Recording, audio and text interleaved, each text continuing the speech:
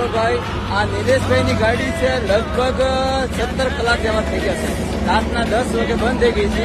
અત્યારે હું પણ ત્યાંથી નીકળો ઉભી રાખી પૂછી દીધું ભાઈ શું પ્રોબ્લેમ છે. આ નિર્જરભાઈને બોલાય આ કોસંબાથી વાયરિંગમાં મિસ્ટેક હતી. થોડીક મિસ્ટેકના આધારે 2.5 થી 3 ઘંટા આમાં વાયરિંગમાં નીકળી ગયા છે.